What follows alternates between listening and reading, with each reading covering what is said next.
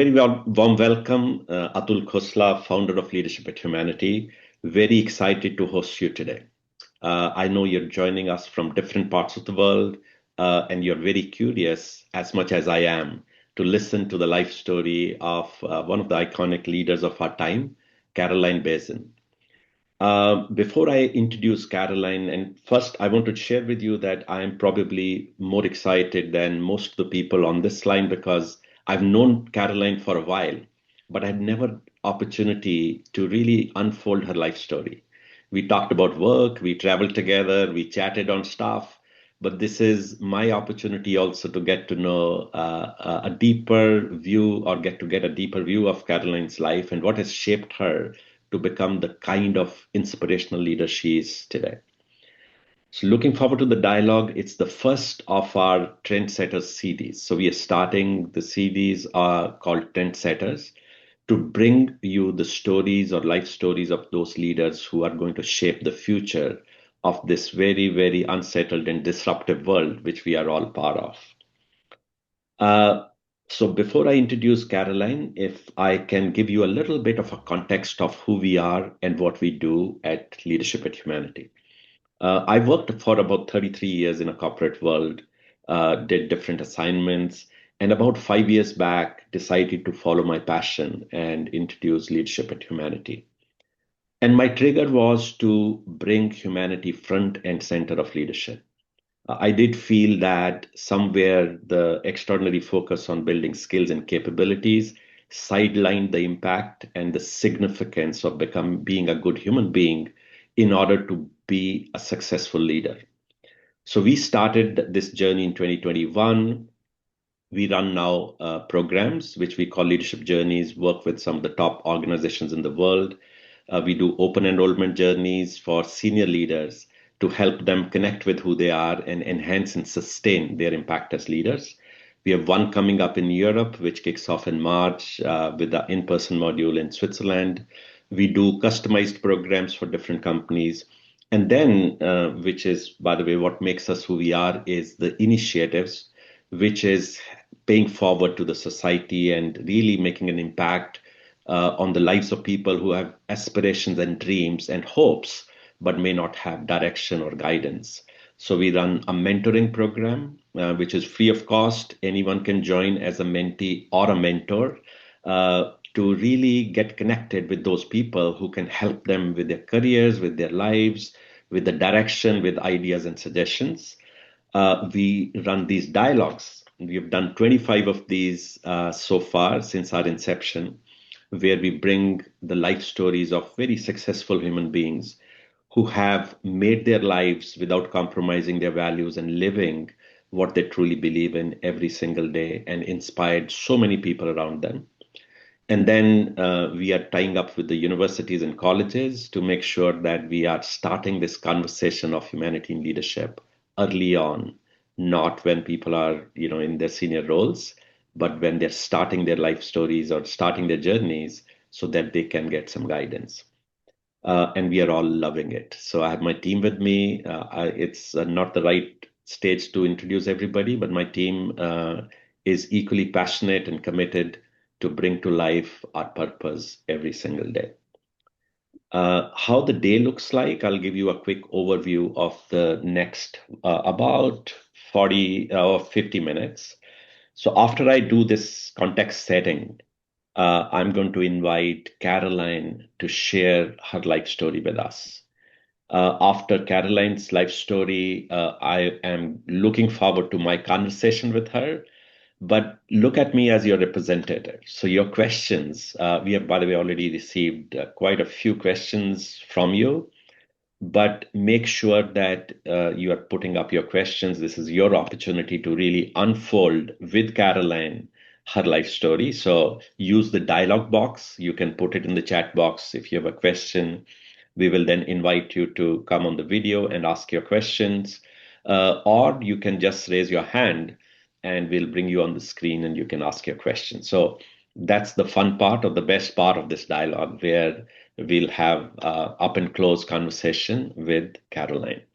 And then I'll just fold it at the end of this session by sharing with you about our future guests, which we are in, or who we are inviting to these dialogues.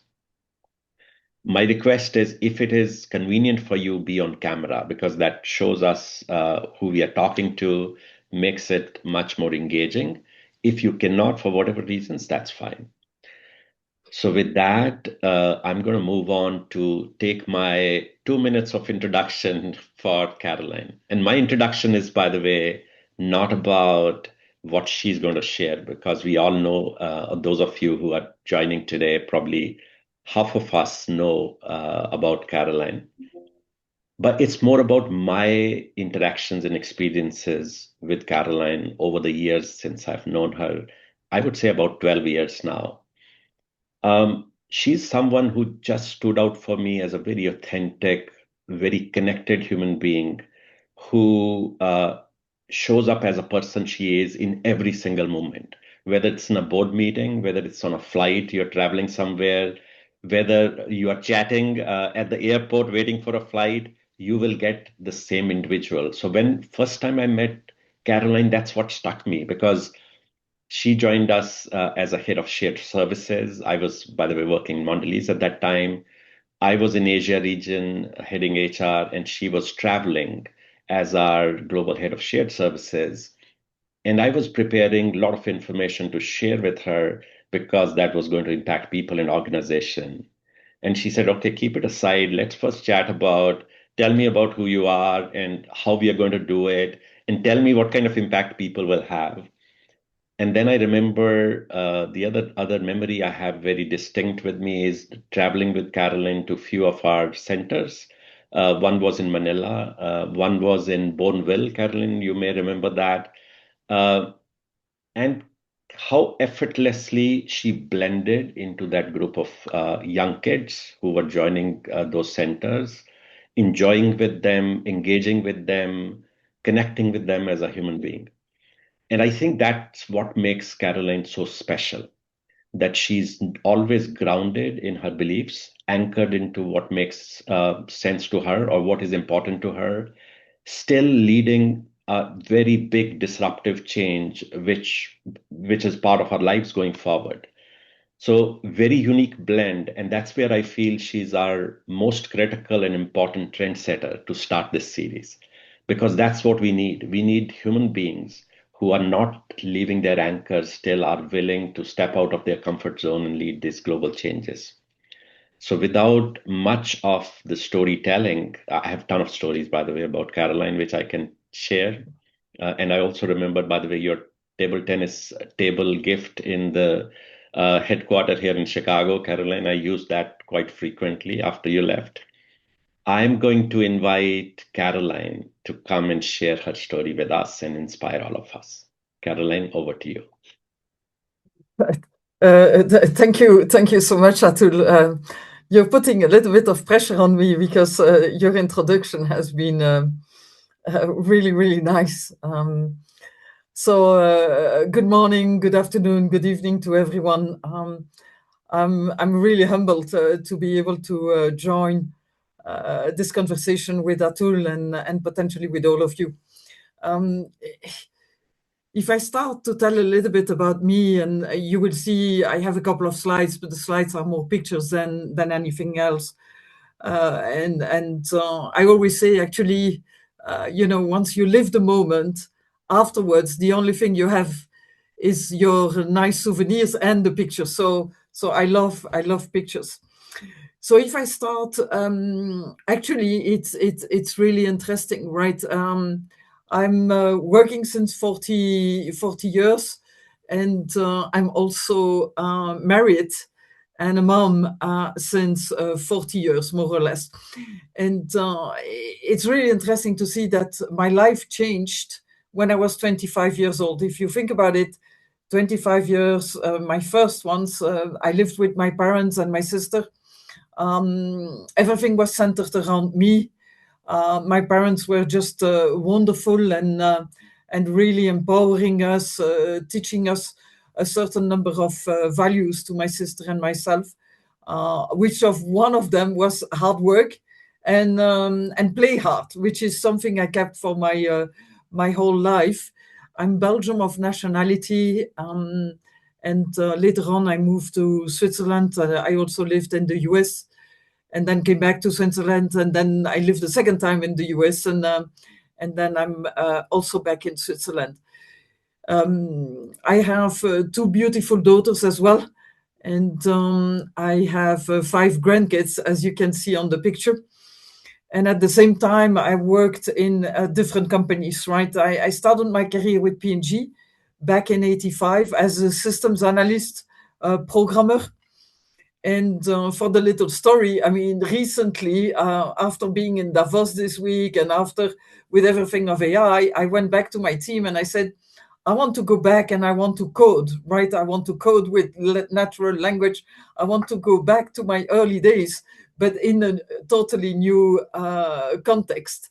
But I think we should never, ever forget how we started our career and how we kind of move progressively. We continue to learn, and sometimes maybe you need to go back to relearn new skills, but in a different context with different capabilities. So as I said, I started with P&G, then I moved to Mondelez. That's where I had the pleasure to get to know Atul indeed as Global Business Services. Actually, I forget, I went to Bacardi before, in the meantime, where I worked as CIO. And after Bacardi, I moved to Mondelez. And then after Mondelez, staying there 6 years, with the first part being GBS leader and the second part being GBS and CIO, I moved to PepsiCo to take on a role of strategy and transformation. So pretty different, and more in the area of strategy for the products, the brands, and then transformation, quite similar to what I have been doing, like digital transformation, organization transformation, transformation of a process, like GBS as well, and also the whole forecasting capabilities, the movement to SAP S4, so those kind of elements. And after all this career in CPG industry, I had the opportunity to join the Adecco Group 2.5 years ago. A totally different business, totally different industry. I would even say with a different purpose. The purpose of that company is make the future work for everyone.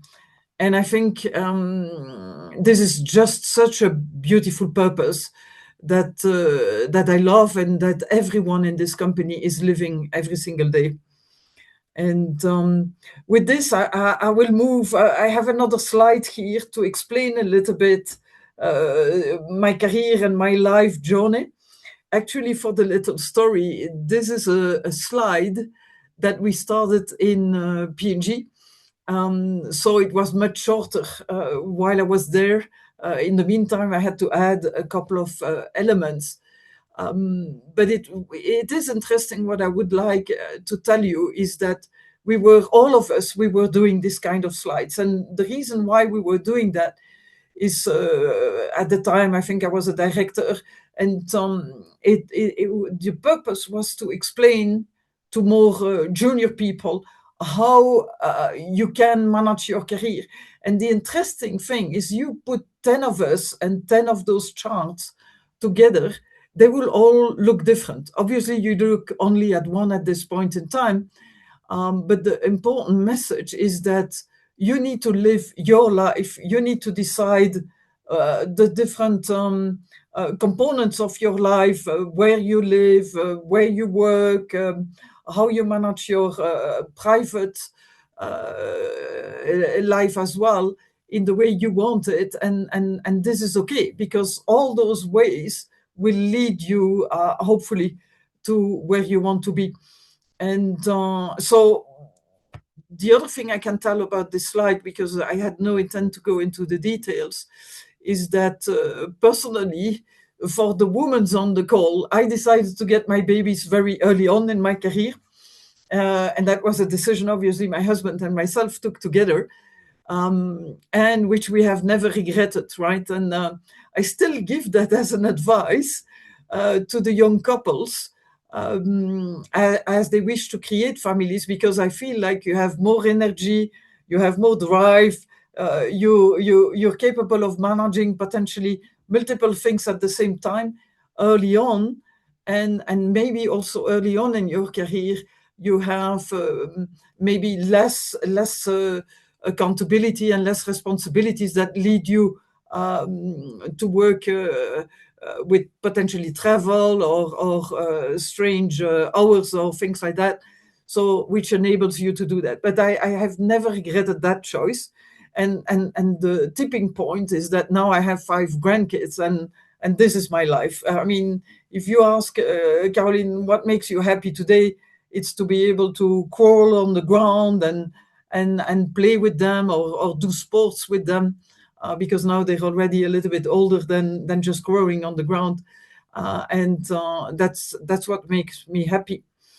The other interesting thing I wanted to talk on this slide is that actually I stayed 26 years with P&G. So if I come back to my first 25 years being all centered around me as a kid, as a young adult, you could say, then the next 25 years was all about creating this family and creating the early days in my career, and with very specific objectives, right? Objectives of financial stability, objectives of putting everything you could so that your daughters could grow, could be fully accomplished, even if they would have a mom that works. I'm very convinced that there is absolutely no step back for your kids as you work. In the contrary, you can bring a lot to them due to the diversity of experiences that you have. And so those were this 25 years, one company, one husband, and my 2 daughters. The interesting thing to come back is that as we moved to the US, so before we moved to Switzerland, right, and at home we were speaking French. In Switzerland, we had the opportunity to get the kids into an international school. And as discussion, both of them wanted obviously to go and learn English. Being 11 and 13 was not necessarily easy for them, not having known that language, but it happened to be a super excellent choice for afterwards, because then we moved to Cincinnati. And my youngest daughter had the opportunity to move from a first-year university in Switzerland to the second-year university in Xavier. And that has been an amazing experience for her. My second daughter had the opportunity then, as she was in between in her architect studies between bachelor and master, she did 1 year of internship in a architect office in the United States. She actually chose to go to New York instead of Cincinnati. I'll let you understand why potentially New York is more attractive for her. But at least we move as a full family to the US. And as we came back from the US, we kind of analyzed the situation between the 4 of us, and we said, who got the most out of the assignment in the US? And guess what?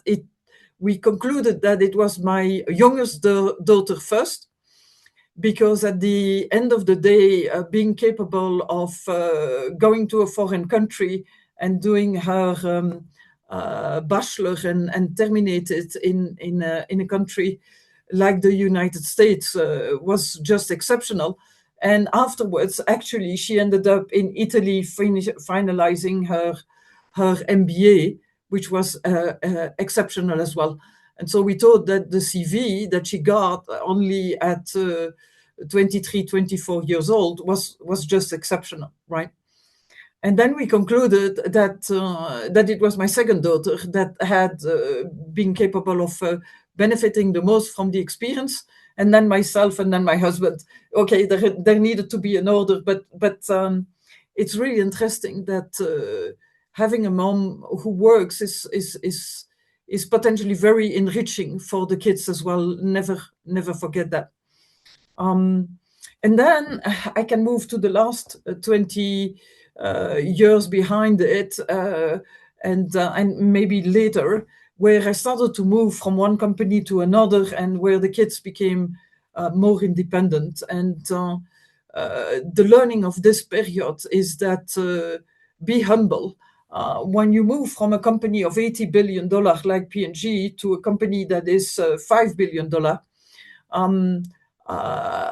even if you get the top job in your field in that company, it is very, very, very different. And this is a humbled experience in the sense where you have to reconsider the number of resources you have, the capabilities you have, the way your strategic partners or suppliers are looking at you differently than when they were looking before.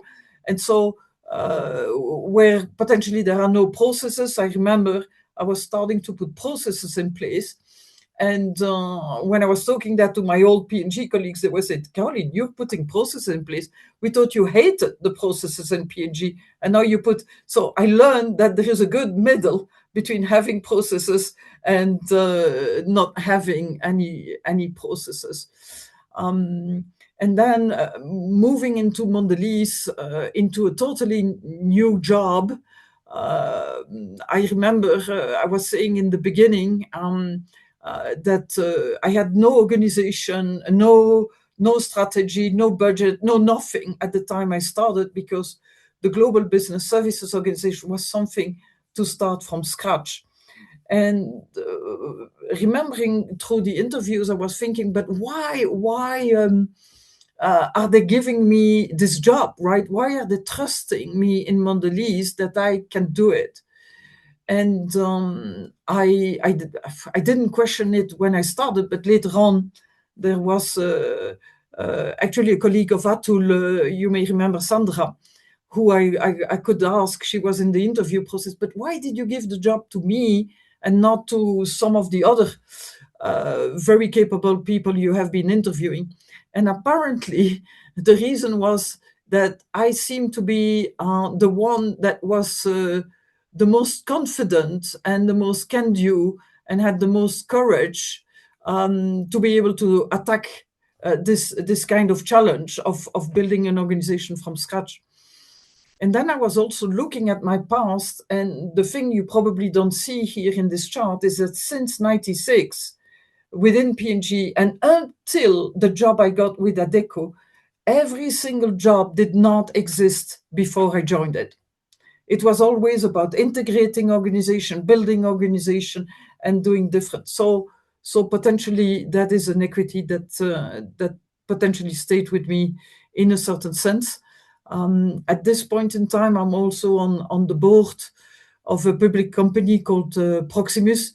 And this is something I wanted to plan ahead a little bit for my future career.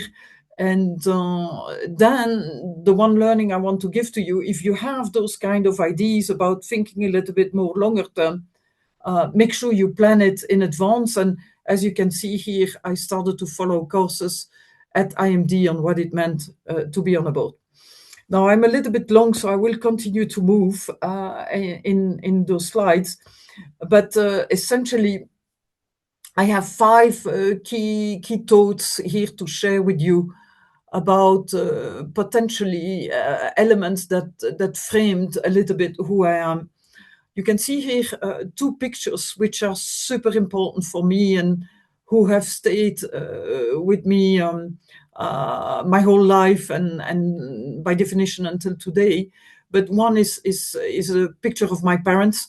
My parents were having their own company, a small retail company in the textile industry. And they had, according to me, extremely, extremely high values that they gave to my sister and myself about, being authentic, being who you are. They also believed into us very, very, very big. They did everything so that my sister and myself could develop both in sports and from an education standpoint. And unfortunately, they both passed away, but this stays with me. The one other picture is an interesting one. You can see a hockey team, a field hockey team here, which I played between my 8 and 12 years old, before I went to boarding school. And as you can see, we are two girls here, and all the rest of the team are boys. And this picture, I got it because one of the boys actually posted it on Facebook, I don't know, 10 years ago or something like that. And I took it and I cherished it.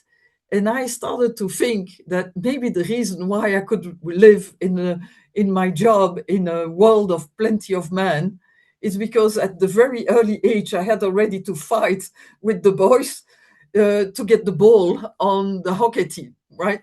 Because they would never pass the ball to the girls because they would always feel like the girls would lose the ball. And honestly, at that point in time, I had serious conversations already with them to say, hey, I can't, and I can also contribute to make the team winning.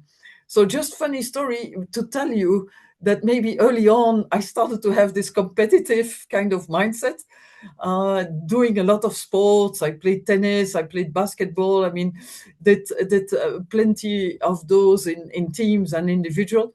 And I think it built a little bit this winning mindset that I still cherish and that I try to convey both to my kids and grandkids, and also to obviously the people who work with me.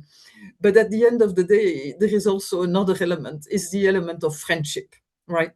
So all my colleagues or my sports teammates or those end up being friends. You spend a lot of time with them. You have difficult times, you have winning times, and that stays. So then, if I move on in terms of what I'm thinking about leadership, I can go in a lot of directions, right? In terms of leadership, when I'm at work, I always cherry three components of leadership. Is the business mindset, is the leadership capability, and is the subject matter expertise. And I think the three components are super important, right?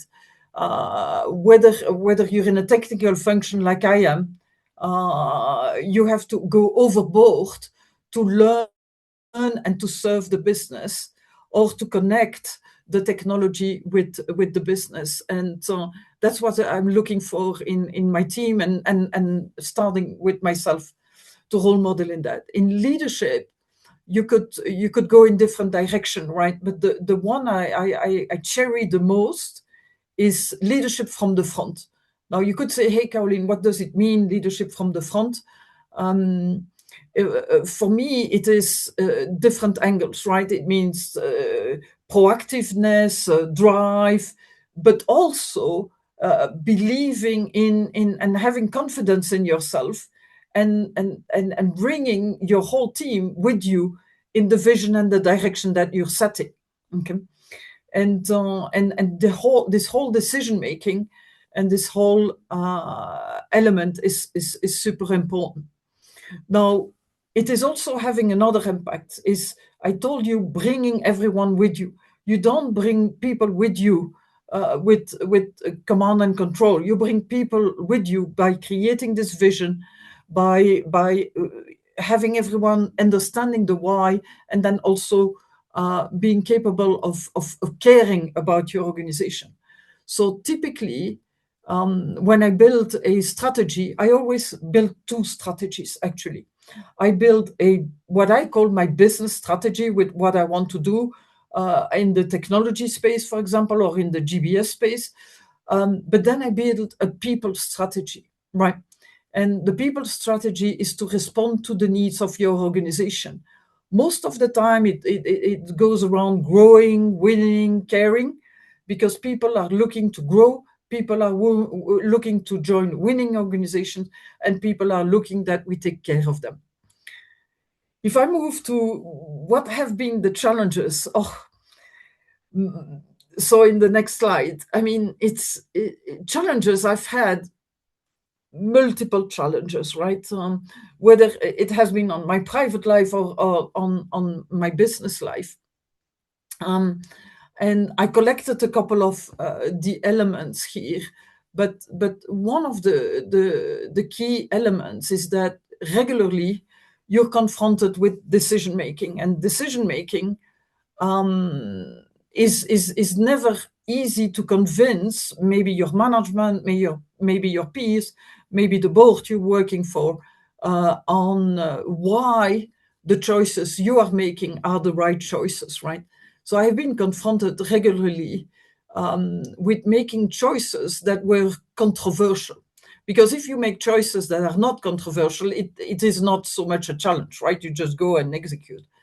But the ones that are controversial are really the ones that you need to go after. And I can give a couple of examples in my GBS days in Mondelez, and you can see a picture here of the output of this. Is we wanted to outsource a very, very big scope of processes, and we had the choice that was selected by the company I joined to go to one partner to take all of the scope. And I was not 1 week in the company. I changed totally the direction, and we decided to go to two partners instead of one. And it has been quite a journey to be able to go and navigate all the stakeholders to convince them that this was the right direction, and it is the direction we took. And it is a while ago. It was back in 2014. So in the meantime, this is still seen as one of the best-in-class decisions we took. Another one was who was very controversial is when P&G acquired Gillette. I worked in that organization, and I was in charge of the integration dynamics. And the interesting thing is P&G was on SAP, and Gillette was on SAP as well, but not in the same regions. And so there was a clear decision to be made on how we would converge. And again, we had to make a choice that was counterintuitive. So my learning in this is, fight for what you believe is the right direction, because your opinion counts. You should have the confidence of it. But again, you have to bring the people with you. So you need to take time to do that at the same moment. But challenges you will always have, and sometimes you will need to go through the phase agree, disagree, commit, and sometimes the decision will not be in the direction that you wanted, and then you need to go into the commit phase, and that is super important in terms of how you navigate those challenges. And the other thing I would say is never regret whatever happened in the past. Go towards the future. So very quick on humanity. What is leadership with humanity, which we have on the next slide? There are different components, right? Sometimes we're all in a rush, right? Quick, in terms of your private life, quick in terms of your business life. What I would advise, and I had the opportunity to do this with my colleagues at work, but also from a private, sometimes it's good to step back and look and think and see how you can help people, or how can you direct so that we all can live in a better world. Having worked in always in a global context, and having worked in India, in Costa Rica, in Manila, in whatever you want to see, in some markets where there is a different lifestyle than where we have the privilege to live in the Western world, it is important that as you go and you visit, you go and see maybe orphanages, that you go and spend time with people to be able to see what you can do for them. and I've loved this part of the job. I've had the opportunity to work in companies where this is part of the culture. This is part of what people feel good. I also know that the newer generation is putting a lot of importance on that, and personally I appreciate it, and want to foster it, and so you can see a couple of the elements here. If I go to the next one, a question I always get is how do you manage work-life balance, right? How do you manage your work and your private life potentially at the same time? Look, I don't say it's always easy, right? But it is a decision you take personally on what is important for you and what is important for you at each point in time. And the first thing I would say is that as for in my situation, I'm married, and I say the importance is that you choose the right man. I know that sometimes people tell me you have to choose the right mother-in-law. Probably in some cultures where the mother-in-law is very important in the context of the family setting. But it's one of my blessings is that in our couple we have always supported each other, right? And the first 20 years of my career actually was more me following my husband. As we moved from Belgium to Switzerland, it was for me to follow my husband, and his job was the main importance. And then in the next 20 years, it has a little bit reversed as we moved to Cincinnati, and then we worked. But the one thing that we always do is we elevate each other, okay, in our job. The second thing is we had very, very clear principles on how to raise our kids and how to raise them in an environment that would make them grow themselves, both from a study standpoint and also from a personal accomplishment side. And then you have a couple of clear principles, right? We had something like week is work, or work is week. I don't know, week is work, and then have weekends is family. And we have been privileged of doing a lot of things, the four of us. You have seen our picture in terms of with the grandkids. I mean, yes, I'm not the grandmother that can free up the Wednesday afternoon or things like that, but we spend quite some vacation together, and I take vacation to take care of the grandkids, and I do that with obviously an enormous pleasure. So this work-life balance is something that you need to establish yourself and see the richness into each moment in life, whether it's the moment where you do sports, where you're with your friends, when you party, and at the moments where you're in the office. The one thing I would say is never feel guilty, right? Don't feel guilty when you're at home that you're not concentrated on work, or when you're at work that you're not concentrated on the other side, because this will not help you. Just put discipline in your life and accept that the two are blended in certain moments in time, but also make sure that you are there for the important moments. So with this, I would finish with, I personally have a philosophy of happiness, and happiness is what is the most important. So you can go and try to understand the definition of happiness, but for me, it's when every day you wake up with a smile, and you wake up with knowing that you will be able to embrace life fully, and you look towards the future. You don't regret the past, and you go from there. Fabulous.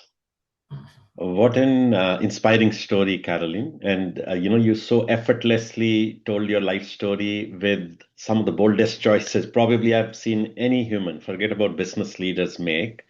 But with the kind of calmness and ease you narrated those stories and interlinked some of those surprises, itself, I think, is inspiration for all of us.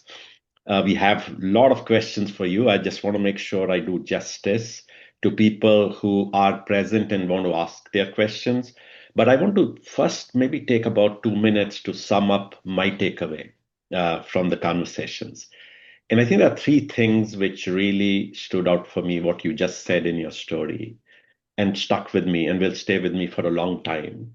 First, Caroline, you made a comment saying, maybe I want to go back and do coding, which you did probably, I don't know, 40 years back. And I'll tell you, a lot of people I've met in my life and career really lose that anchoring to what makes them who they are. So I think when you have that courage and comfort that I can go back and I can do what I started with my own hands, that gives you so much confidence that you can virtually do anything. And you're willing to learn and relearn and unlearn what is not relevant anymore. And be open like a child, like a fresh startup to what can I do differently, which I didn't know. So I think it's a big lesson personally for me too at this stage and age of my own journey that never ever lose connection with who you are and be willing to explore and step back and do what you need to do. I think the second thing which really stood out for me was the early influence of your parents and how those values which shaped your thinking about life, not only career, of working hard, and there is no substitute, not being tardy, being present, being fully alert, being energized, and bringing that energy to everything you do, whether that's your connections, relationships, conversations, work. Once you are in that mindset, that becomes, the way of living, the way of being, and that starts to shape the results or the outcomes. And I think when I see your success in life, we before starting the dialogue, we're talking about the impact you already made in Davos last week is an outcome of the values which you inculcated and deliberately, consciously nurtured over these years. Third, I think two things which stood out for me was your conviction and your courage. So you were very effortlessly talking about I moved from here, from Belgium to Switzerland to the US to the UK, and I know what it takes when you move countries. And I Mhm. know what it takes to assimilate yourself in cultures which are alien to you or new to you, or moving to a place where you don't know the language and you feel a little bit isolated. How do I get in? Then you moved companies, big, large global organizations from the P&G to the Bacardi to Mondelez to Adecco. These are organisms where you come in and you start to create your space because nobody gives you space. So that space gets created because of the person you are. Having worked in HR for 33 years, I know what it takes to build your credibility in space in a new organization. Bringing your young family early part of your career along to different countries, giving them that courage that they can step out of their comfort zones. So I think first the conviction in your beliefs. You can only do it when you're convinced that what I'm doing is the right thing to do. Once you have that conviction, you are ready to step out with courage. Take that step outside your comfort zone because that's where the growth happens. So I think this story, which you just shared with me, I took these nuggets for myself. And I'm sure a lot of us who are there on this call heard the same way and can take it forward. So thank you again for joining us. And but more importantly, being the kind of human being you are, because you are, by just sharing your story, are inspiring a lot of people around us. So I want to now move on to a couple of questions which I have, and then I have two questions already in the dialogue box. This is the time for our audience also to raise your hands and share your questions which you may have for Caroline. So I think the first one is um, there is a lot of shift or change happening in the technology space, the AI coming in. Sometimes there's a anxiety or uncertainty, Caroline, that's going to replace jobs and humans. Uh, in a fast changing world of AI, how do you stay focused and anchored into the human values? If people are impacted, not leaving, the heritage, but be willing and open to embrace what we don't know, the newness of the change which is happening. What would be your advice to the people who are dealing with that uncertainty or that shift? It's a very good question, right?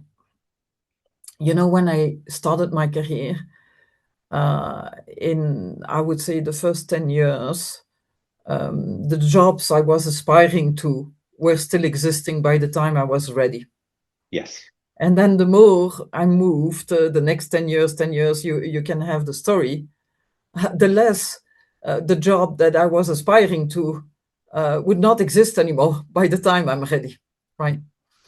So the lesson I learned from that is that first of all, you need to build your skills in a certain sense, in a broad way and a deep way, right? Over time, so that you can embrace, based on your leadership and capability, anything that is coming up to you.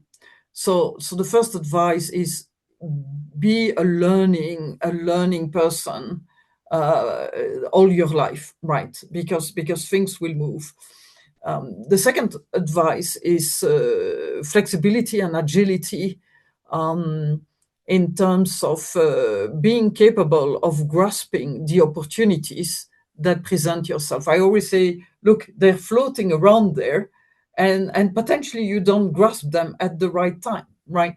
And I think you need to be super attentive to that. And the third one I would say is that also early in my career, potentially my manager would take care of my career, right? This is not happening at all anymore. And I think you're the only one that can be in the driving seat of your career, right? So those are the three elements. And the cherry on the cake would be that if you have step backs, okay, one way or another, and I have had step backs as well, or things that happened in the sequence of things that um, I mean I didn't like, right? Uh, but be resilient, because things, if you move and you take charge, will come good, right? Well said. Great, great responses. Thanks very much, Caroline. I have a question from Shalini. Shalini, do you want to come off mute and share your question, please? Yeah, sure, Atul. Thanks so much. And it was a really lovely hearing from you, Carolyn. I actually have a two-part question of sorts. You mentioned about choosing decisions which may not necessarily be the running way or as per the flow, so in a sense controversial, right? So how do you go about deciding, is it more from your heart, or is it your head, and or some insights to your decision framework of sorts as to how do you go about it? And the second part is, because it's controversial, how do you take people along? Because that was intrinsic to everything that you said. So would be interesting to hear that part as well. Thank you. Yeah, I mean, it's a very good question. I mean, I would say it always starts with the head. Okay, it always starts there, at least in my head. Let's say it like that, because it's data based. It's really that. Now, over the years, where you work more and more and more and more years, unfortunately for me, it's a lot. You have experience.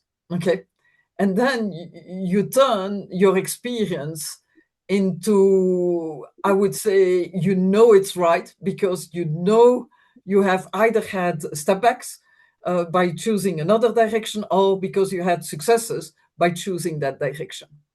Um, and so then over the years it becomes a little bit a mixture, right? You have the data, but your experience is so strong that you know what's right to do.